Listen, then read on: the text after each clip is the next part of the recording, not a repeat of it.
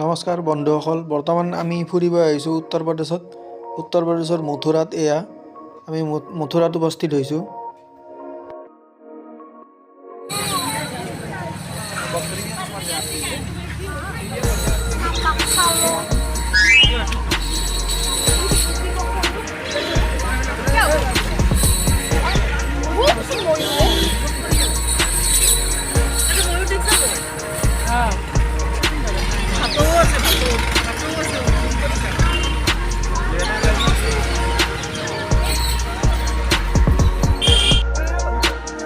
উত্তৰ প্ৰদেশৰ এয়া যমুনা নদী।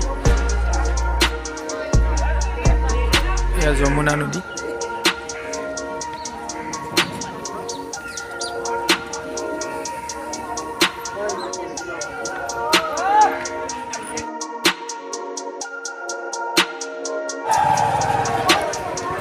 এয়া উত্তৰ প্ৰদেশৰ মথুৰাৰ যমুনা নদী।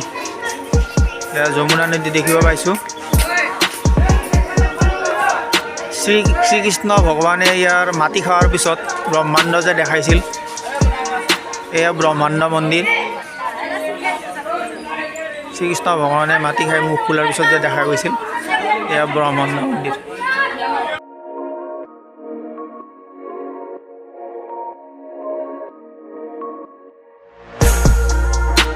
এয়া শ্ৰীকৃষ্ণ ভগৱানৰ জন্মভূমি। ইয়াৰ ভিতৰতে, এই কাৰাগাৰৰ ভিতৰতে শ্ৰীকৃষ্ণ ভগৱানৰ জন্ম হৈছিল।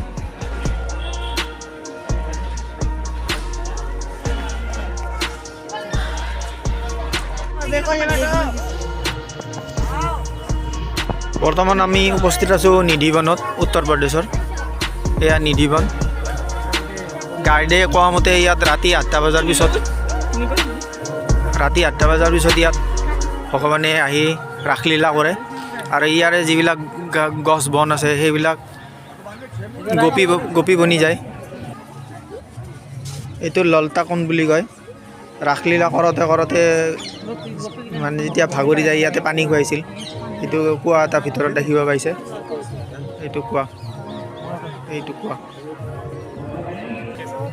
এয়া নিধিবন। এয়া নিধিবনৰ গছবিলাক ৰাতি 8টাৰ পিছত গোপী বনি যায় আৰু শ্ৰীকৃষ্ণ ভগৱানৰ লগত ৰাসলীলা কৰে।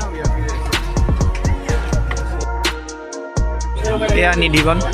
ৰাতি ইয়াৰে গছবোৰে নৃত্য কৰে বুলি কৈছে গাইডে। আৰু ইয়াতে যিবিলাক পশু পক্ষী থাকে বা বান্দৰ থাকে, ৰাতি 8টাৰ পিছত ইয়াত নাথাকে। আৰু এই নৃত্য কোনো চাব নোৱাৰে, চালে চকু অন্ধ হৈ যায়, মৰি যায় বুলি কৈছে।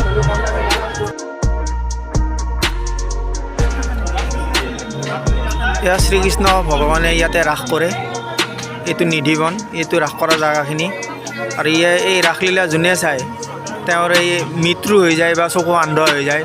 আৰু যিবিলাকৰ মৃত্যু হৈছে ইয়াতে এনেকৈ পুতি থোৱা হৈছে। এইবিলাক এই ৰাসলীলা যোনে চাব হৈছিল তেওঁলোকক ইয়াতে পুতি থোৱা হৈছে। মৰি গৈছে তেওঁলোক।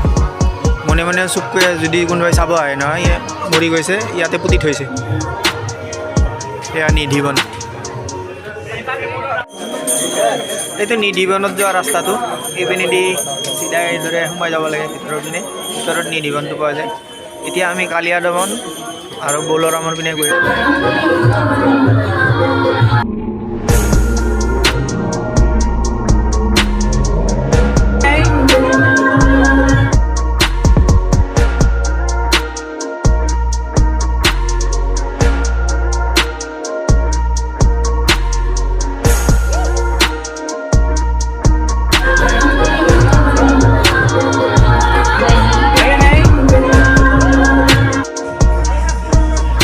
কদম গছডাল।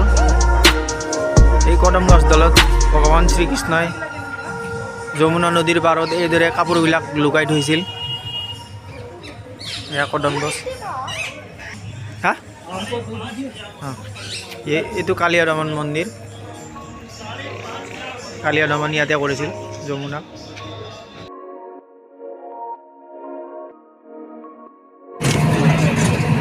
যমুনা নদীৰ পাৰত নিধিবন চোৱাৰ পিছত আমি এনেদৰে টেম্পো এখনত উঠি প্ৰেম মন্দিৰৰ পিনে গৈ আছোঁ।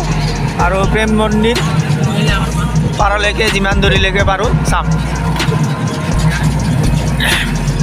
এয়া নিধিবনৰ বাহিৰৰ মন্দিৰবিলাকৰ অংশখিনি আমি দেখাইছোঁ। এয়া যমুনা নদী।